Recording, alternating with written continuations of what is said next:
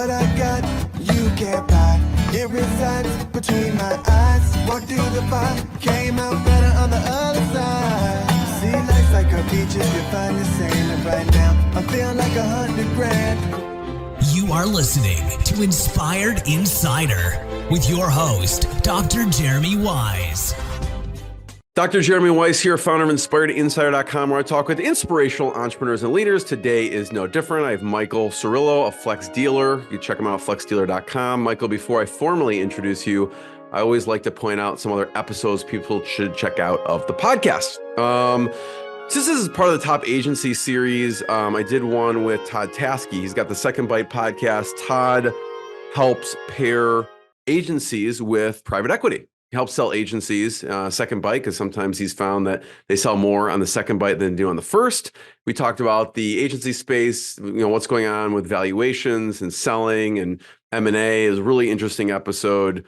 Another one was good was Adee Clevitt. Adee Clevitt specializes in creating SOPs for companies. So she's like an easy button for SOPs. So we geeked out on our favorite productivity software, operating procedures, Michael, all the sexy stuff that makes the business work. So it was a fun episode sharing our different resources that we like. Kevin Hergen was another good one.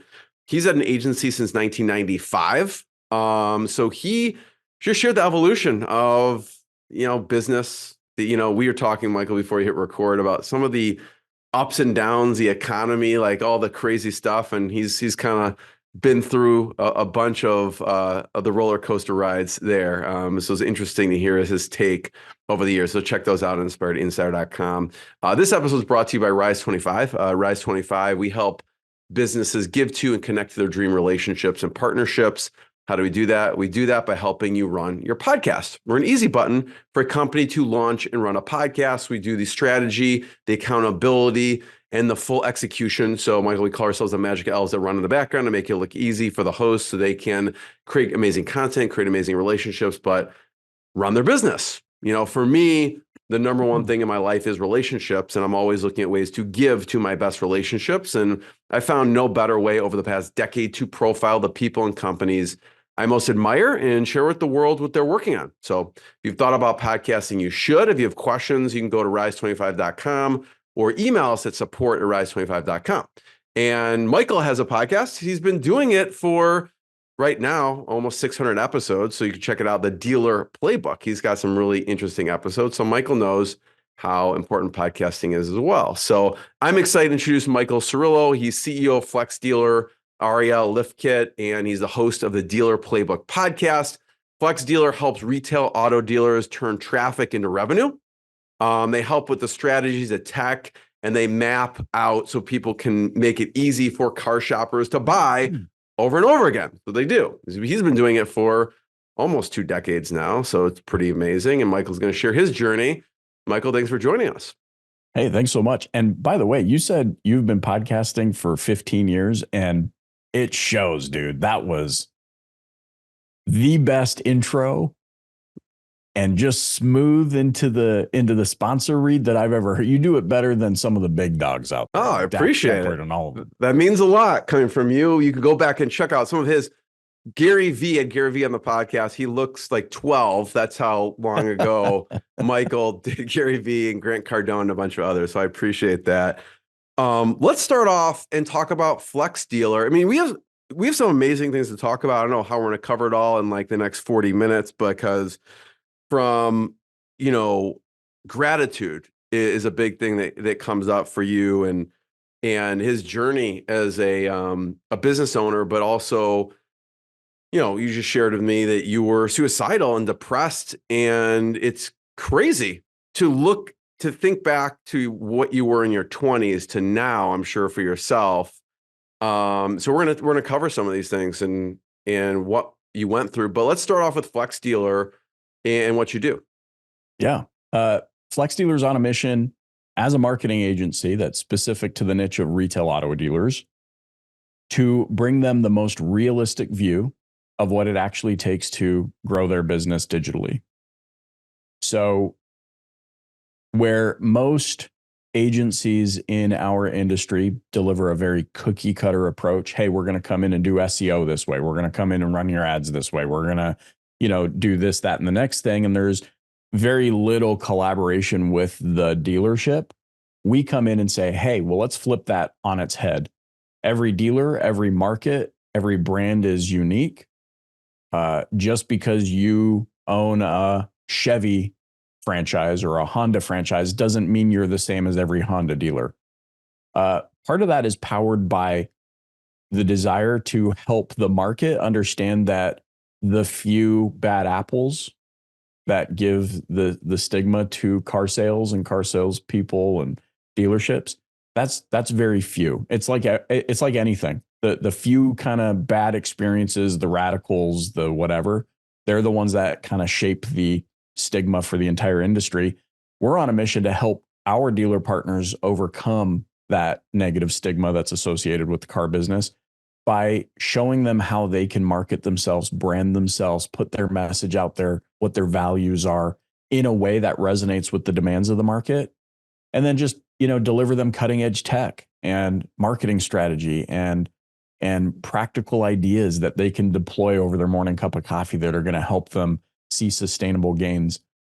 And what we notice from that is instead of flip-flopping from agency to agency, like is very common in our space, that our dealer partners tend to stick around for quite some time. We have dealer partners that have been with us for 20 plus years. Many, by many, I mean over a dozen that have been with us for over 15 years, and then even more over 10 years, and so on and so forth, which we think is pretty spectacular considering that we're a month-to-month agency. We don't have long-term contracts, which, people that are in the M&A space probably don't want to hear that part. But it's a testament to us that because our behavior maps to our desire, and our desire is felt by the client partner, we stick around for a long time, regardless of month to month. We have a lot to cover. I want to talk about the evolution of the services, evolution of hiring too, but let's stick on that topic for a second, which is, I know you don't follow what the crowd is doing. Right. So let's talk about the month to month and the thought and decision of why, even though maybe other people are advising you, you should really have a 6 month, a year, whatever. What made you decide to do that? It didn't happen all at once. I mean, we've tried termed agreements in the past. For me, there's a KPI, there's a metric that is more important to me in business than probably any of the others. And I know some people might be thinking, shouldn't money in be a good metric? It is definitely, but I believe it's the byproduct of what I'm about to share, which is relationships of trust. And further to that, long-term relationships of trust. And so when I really look at my desire to have a long-term relationship of trust, to help somebody else be successful, knowing that I'll be successful with them, right? We know the late Zig Ziglar quote, help as many other people achieve success and you'll be successful. That really resonates with me. And so when I looked at it and said, hey, long-term relationships of trust are the most important metric for our business, I then began to examine, well, so let me get this straight then. If long-term relationships of trust is the metric, and my first behavior is to put handcuffs on them and say, you can't go anywhere else, it just seemed very counterproductive, counterintuitive to me. And so we just simply said, hey, we want to make sure that we're accountable. The greatest accountability mechanism for us as your partner is to make sure that our behavior invites long-term relationships, that we don't need some clause in a contract to force the long-term relationship, but it's going to be our behavior, how we treat you, how we execute, how we're in the trenches with you. Then the thesis is maybe they'll stick around for a lot longer. And that's just proven to be the case. In fact, some of our client partners, unsolicited from us, came to us and just said, hey, we know we're going to stick with you. Can we just pay for the whole year up front? And the first time that happened, we were like, what? So, okay, you can do that? It was one of those type of things. And that's been a long-term relationship that's been well over a decade now that client partner in particular has been paying for the entire year up front, even though there's no term in their contract. And so to me, that's the most important thing. Don't go against what you say you're going to do. Don't go against what you think or say is important. And for us, if we want a long-term relationship of trust with you, then the last thing on our mind is how do we lock you in and remove your agency, remove your choice from the mix. What was their motivation, Michael, for that? Was there, I don't know if it was like a tax thing at the end of the year, or was it, do they get a certain, some people offer, okay, if you pay for a year, we'll give you a percentage off or something like that. Sure. What were some of the motivations there that maybe I'm other sure people some of could it has use? to do with tax implications on their end. For us, as we were going through the process and exploring the first time, we definitely said, hey, we're gonna give them an incentive, right? So we do, I think, 20% off if they pay for the year up front. And it wasn't for us to incentivize them per se, because they had already offered to do it. It was more for us to just say, hey, here's a little token of our appreciation for that. And so that's now just become something that we do every year. And I don't want to make any mistake about this. That account also grows.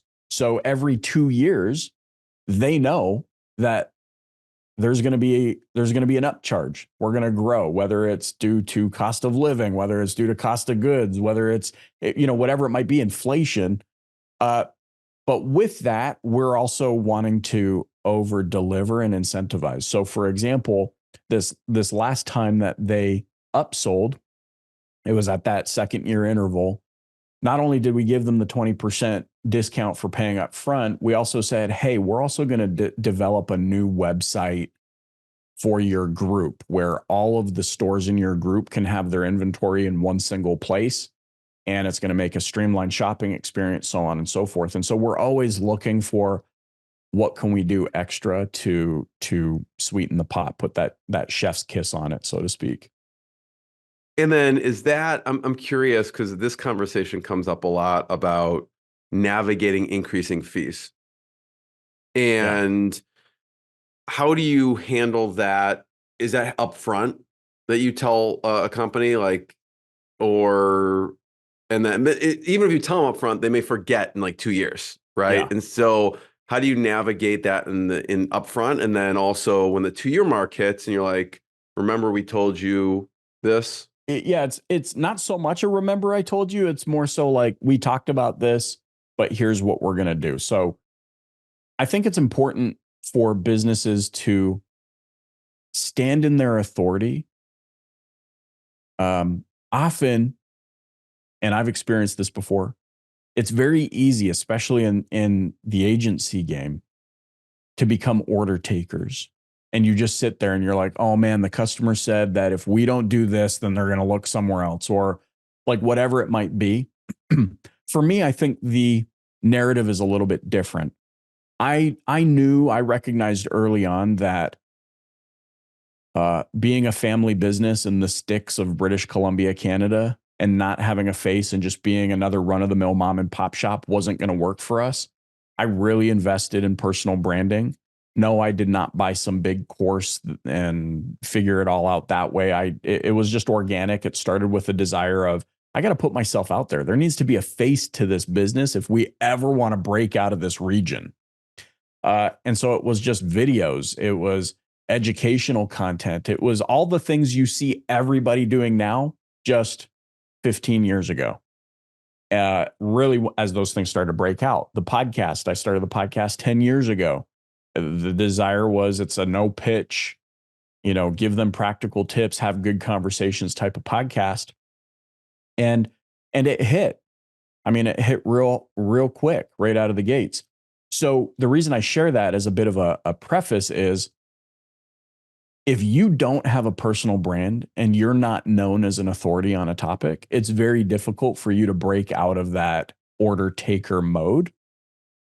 However, it's really hard for my client partners to dispute the fact that I've written 2 best-selling books and I speak as a keynote speaker on stages across the globe, from Australia to Germany and everywhere in between, it's hard for them to dispute that they see my podcast every week, that I've had guests like Gary Vee and Chris Voss and, you know, all of the names that they tend to follow.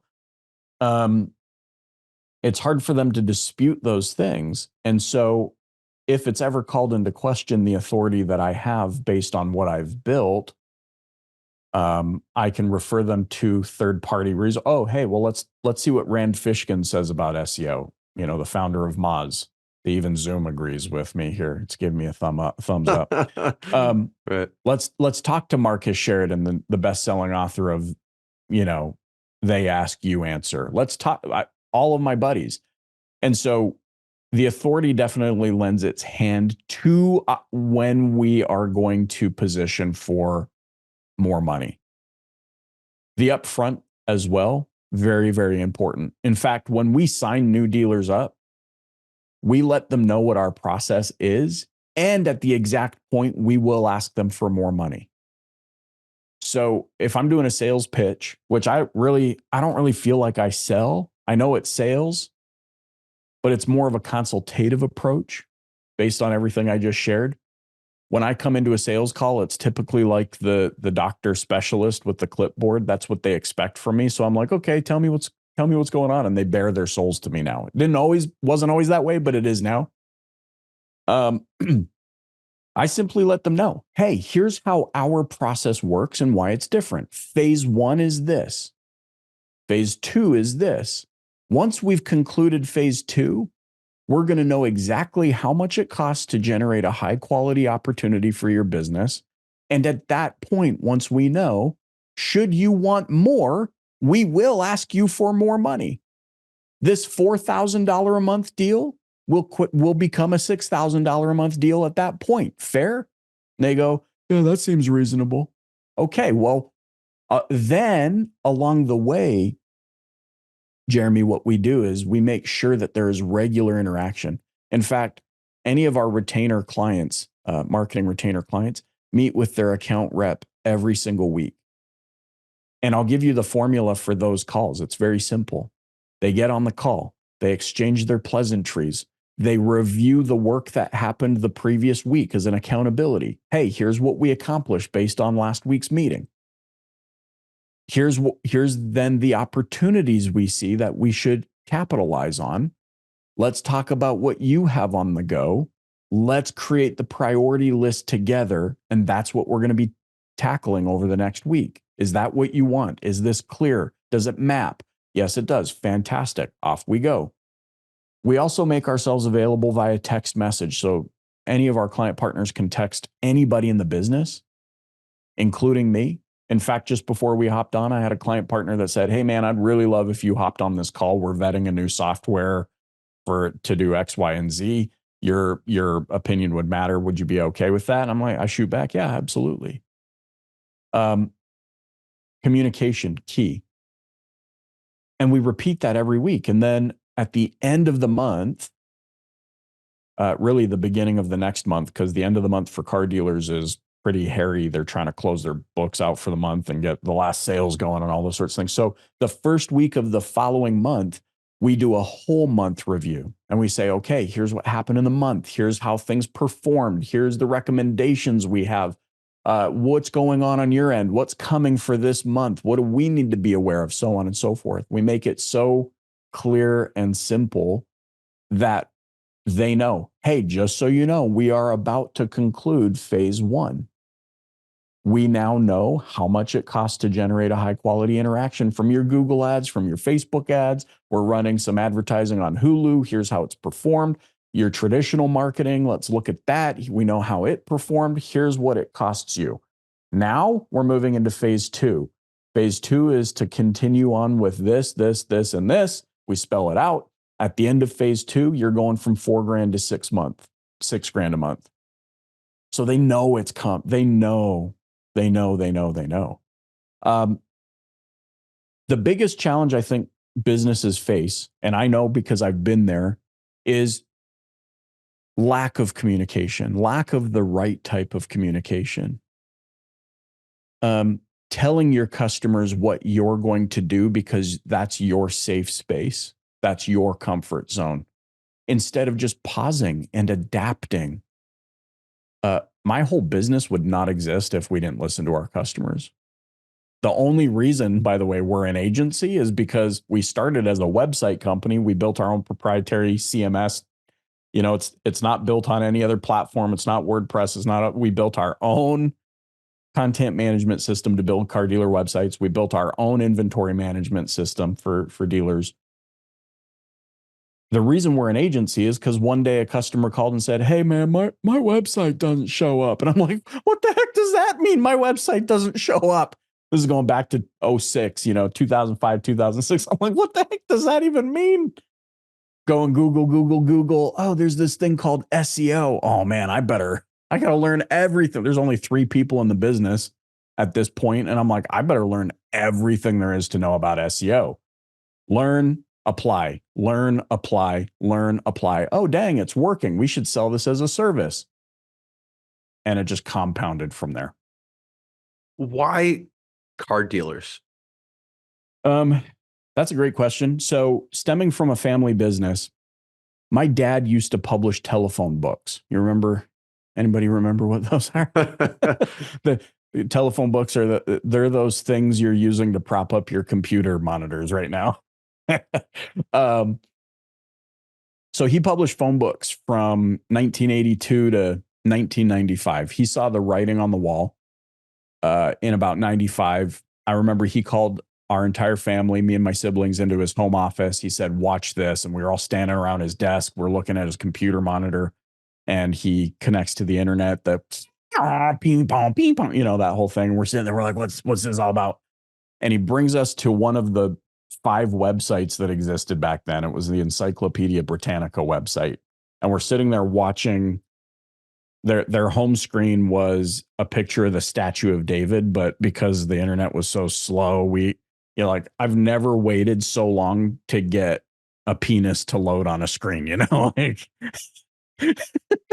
like that's what it was like, right? Statue of David. Sorry, Mom.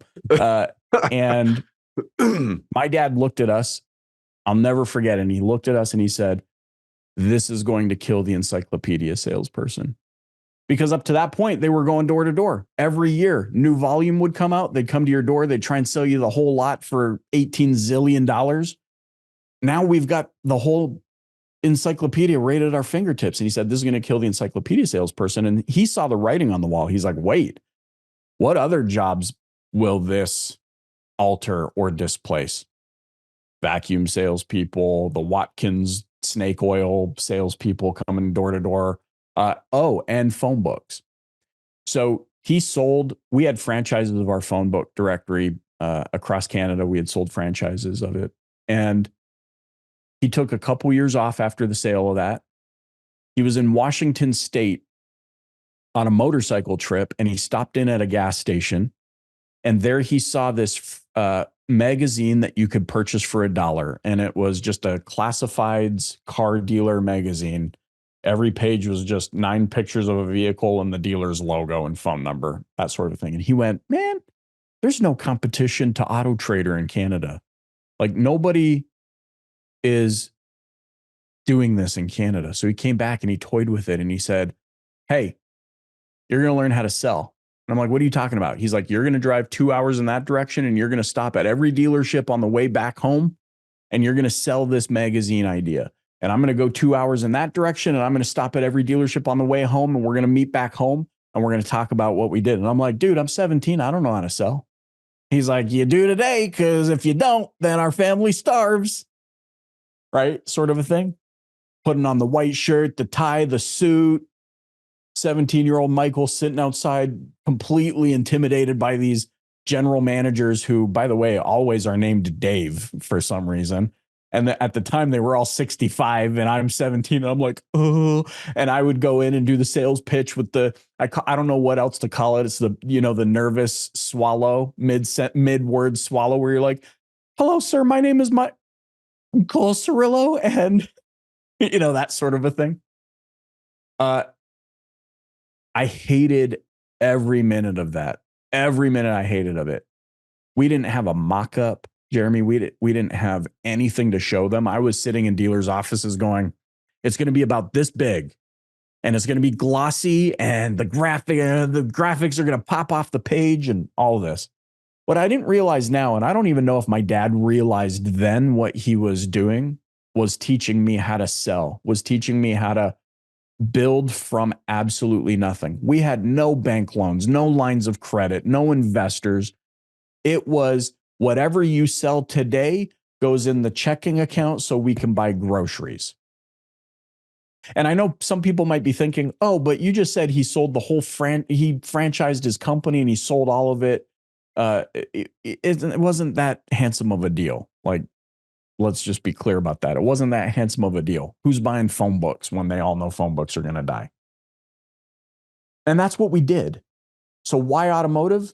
My dad saw the opening. We published an automotive magazine for all the way up to this was 97 we started, all the way up to 2012. And somewhere around 2004, 2005 is when we started getting into digital. And so I would legit be designing advertising for the magazine on week 1. I would be building websites on week 2, going back into production week 3 on the magazine, going back to building websites week 4. And we did that forever and ever and ever until 2012. I basically said to my dad, hey, I need to kill your entire business because we can't, like, no. Everybody's talking about websites and that I got to kill. And he goes, cool, replace the revenue. And that was the very loose way that Flex was born. It was born from, oh, okay, my dad had a moment where he saw the writing on the wall for phone books. I had my moment where I saw the writing on the wall for car magazines. And was it really us being all like Gary V intuitive? No, it was just simply us listening to our customers. I'm not going to glamorize it and sugarcoat it. Our customers are saying, hey, what about websites? What about websites? What about websites? And when you hear that question enough, you hopefully at some point go, right, what about websites? Right. And so it's been an evolution ever since that point all the way to today. What did you learn from your dad and your experience about sales that you now use with FlexDealer? Yeah, there are all sorts of lessons I learned from sales. And I'll say this about my dad too. I'm sure it was intentional for him, but when you get in the car to get a ride to school and the only thing you hear is Brian Tracy cassettes and what else did he listen to? Yeah, I had all those, by the way, audio cassettes. If someone's of a certain age, or these things that you put in to the car, but I had the Zig Ziglar ones, the Brian Tracy ones, the Tony Robbins ones, the Jack Canfield. Yeah, so yes, it sounds like he is of the same nature, and you through osmosis would listen to that stuff. What were some of your favorites? You don't realize you do absorb it. I'll never forget one thing Brian Tracy said. And I didn't realize this was indoctrinated into my subconscious until I was maybe 35. And it came out, and I heard it one time when I was 35, and it brought me right back to the wood paneled station wagon, listening to it for the first time. Brian Tracy said, if you want the things in your life to change, you need to change the things in your life. And I was like, as a 35-year-old, that was the light bulb. I was like, what? I remember hearing that. So was it intentional? I'm sure it was intentional for my dad to be like, no, I'm gonna let my kids listen to this stuff. That's the first thing. The second thing is he taught me the importance of urgency.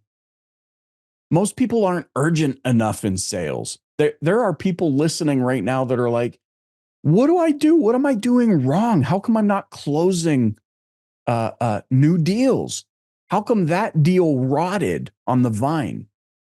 Time kills deals.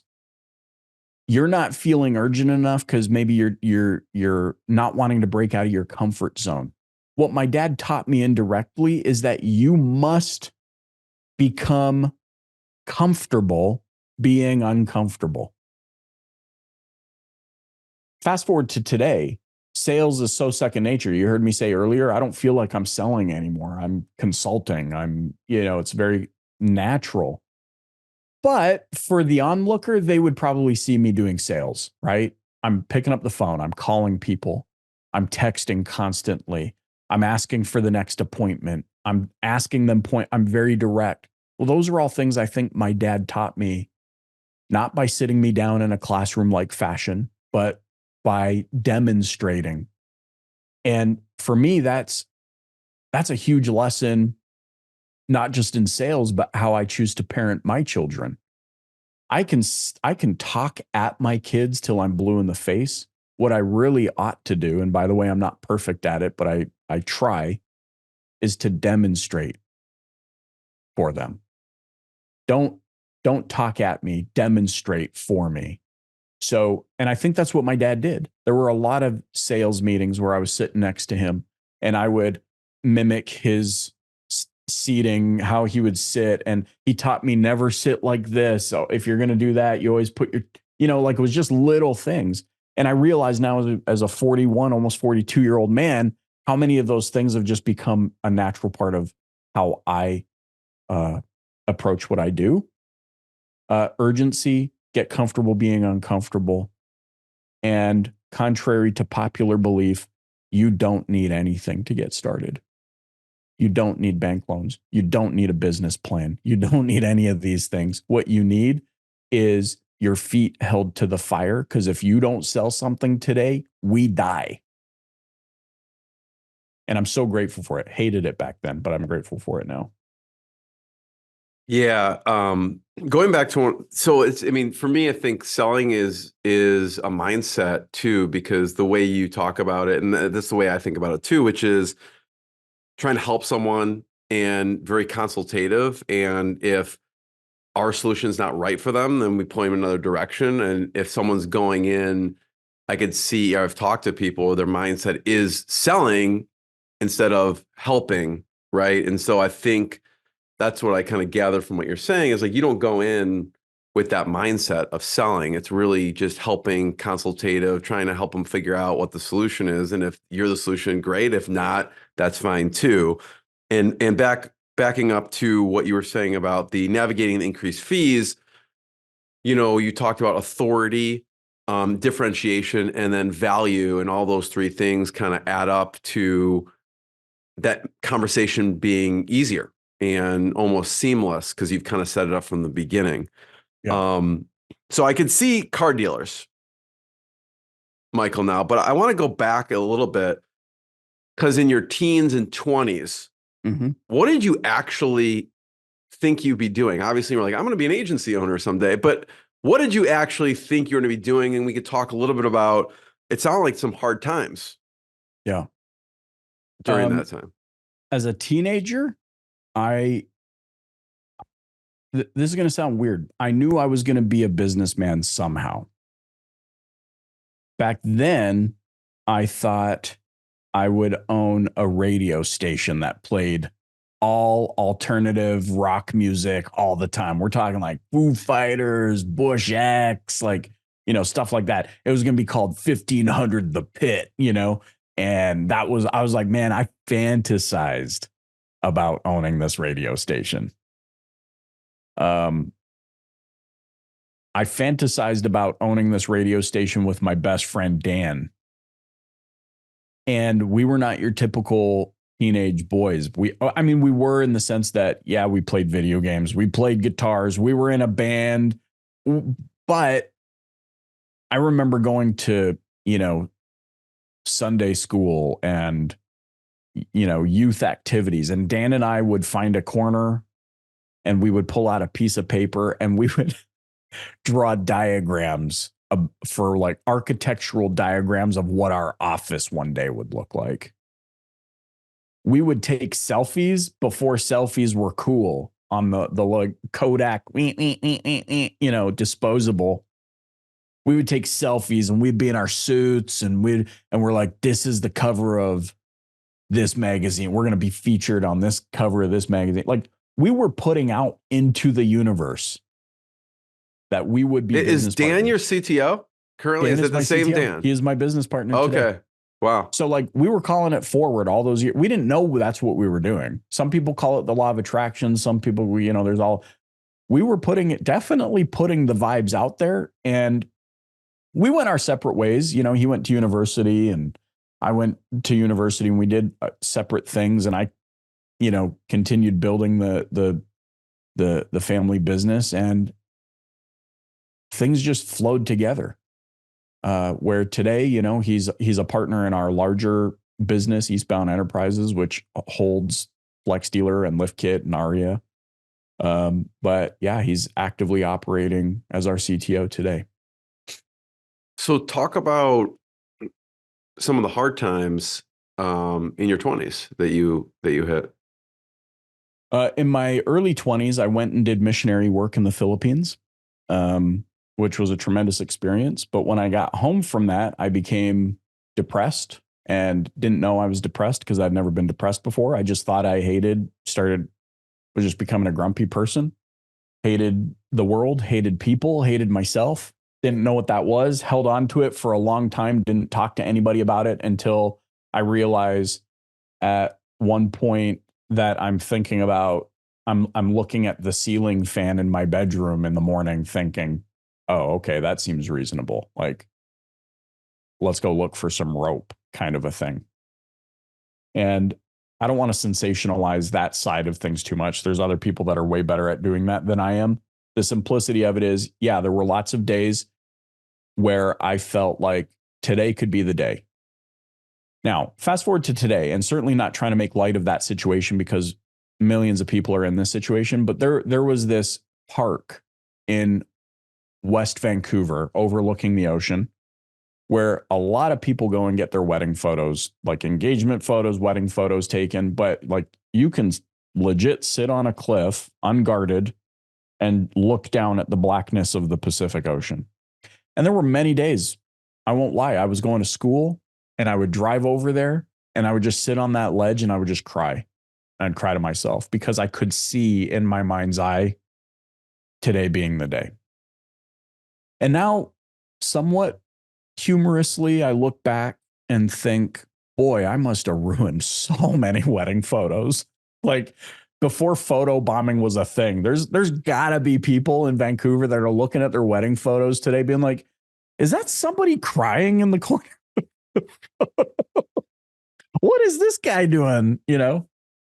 I can say that though, because I've overcome, and I'll talk about it in a minute, because I believe while that was probably the darkest time of my life, strength has come from it.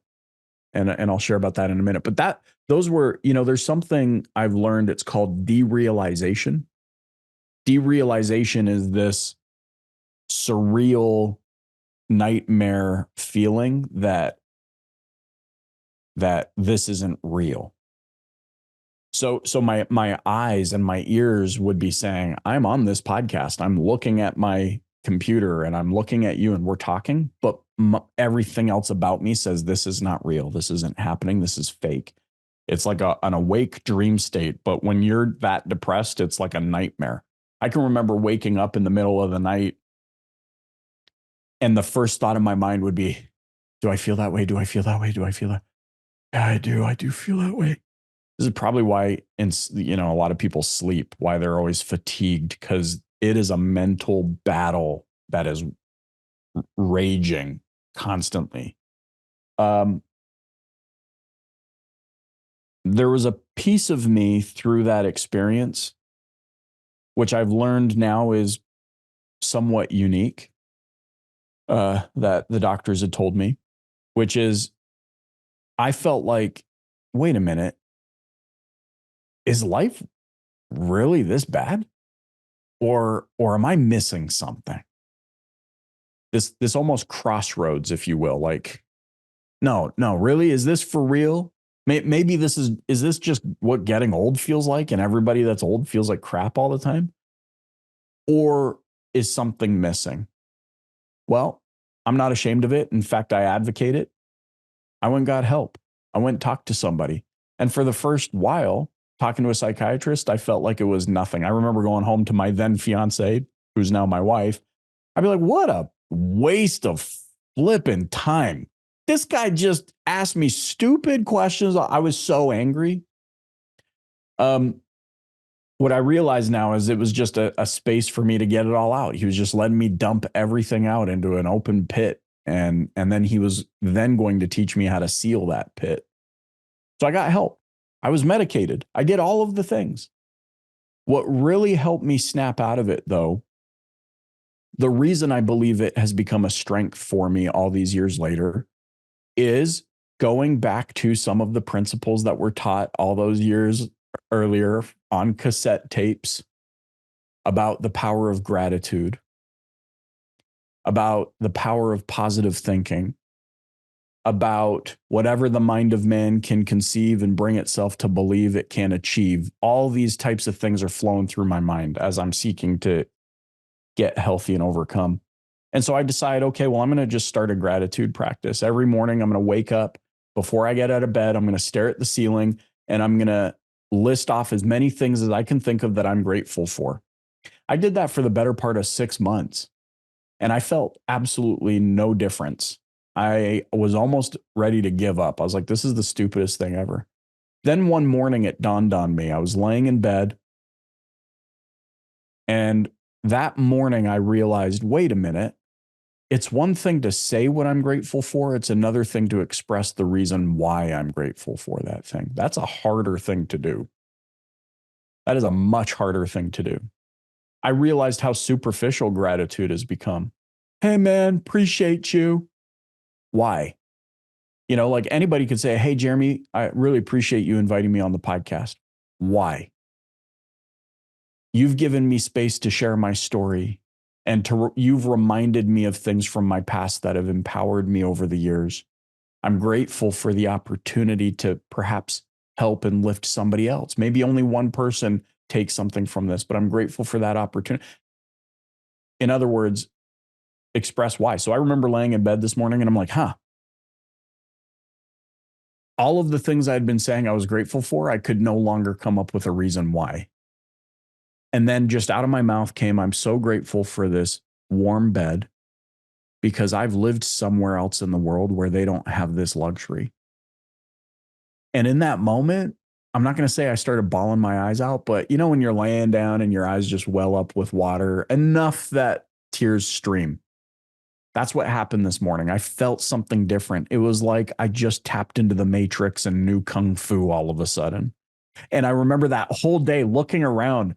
I'm sure I looked like probably just the biggest tool to my wife that day, but I'd look around and I'd just be like, whoa, you know, I saw the world through a new lens. I remember it was golden hour for the photographers listening. They know what that means, but that time of day when the sun is setting and it casts a golden glow over. And I remember looking out my office window, looking at this maple tree. And the leaves are billowing in the breeze. Each leaf is independent of itself, but they're all golden and glistening. And I remember looking out the window saying, I am so grateful for that tree because it's beautiful and it's stimulating a feeling in me. And I love it. And from that day forward, gratitude has been a regular part of my life as a practice because gratitude quite simply shifts the lens with which we see the world. It's like needing prescription glasses and finally getting them, you know? And all these years later, what I'm grateful for that experience of going through that adversity and overcoming it because it's heightened my awareness of others who might be experiencing the same thing. It's heightened my desire to help lift others, which is an undertone to my entire business, to my spirituality, to my family. It has elevated my desire to be a helper and a lifter, not a destroyer. There are enough of those out there in the world. People that will make you feel like you can't do it, that it's too hard, that it's not worth it, I call them the dream stealers. Hey, mom, I want to start a podcast. Oh, there's a lot of podcasts out there. How are you going to be different? Get out of here. Shut up. Right. Like there's a lot of that. And I want people to know that because I know we're great. We were born destined for greatness, to do hard things, to go through adversity and overcome, to struggle in your business and get creative and figure it out, to struggle at home and figure it out and become strong from it, to struggle in your spirituality and come out of it strong. We were destined to do great things. And I'll never forget, just as a last thought here, I saw a snippet of Neil deGrasse Tyson. And somebody asked him if he thought aliens or other life existed out in the universe. And his answer I thought was really interesting to tie this point together, which is he said, well, in his beautiful voice that he has, he said, well, everything we've been able to observe in the universe is carbon-based. Everything, our planet, carbon-based. The stars, everything we can observe is a carbon-based entity. He said, including us, the same elements that make up the universe flow through us. So he said, so with that premise, it's not difficult to ascertain that there could very likely be other carbon-based life forms out in the universe. Well, what I took from that is, okay, well, if the universe is carbon-based and the universe flows through me, and what we're able to observe about the universe is that it continually expands, never contracts, then as part of that universe, we must also expand, never contract. We must do what the universe that flows through us does and expand and grow, never contract. We spend way too much of our lives, Jeremy, convincing ourselves that contraction is the right thing to do. Protect, survival. No, we must do as the universe does and expand continually. Michael, I want to be the first one to thank you. So much more to cover, so little time. I appreciate you and just sharing your journey and your stories. And it's really motivating and inspiring. So I encourage everyone to check out FlexDealer.com, check out their podcast, check out what they're working on, and we'll see everyone next time. Michael, thanks so much. Thank you. What I got, you can't buy. It resides between my eyes. Walked through the fire, came out better on the other side. See, life's like a beach if you find the sand. And right now, I'm feeling like $100 grand.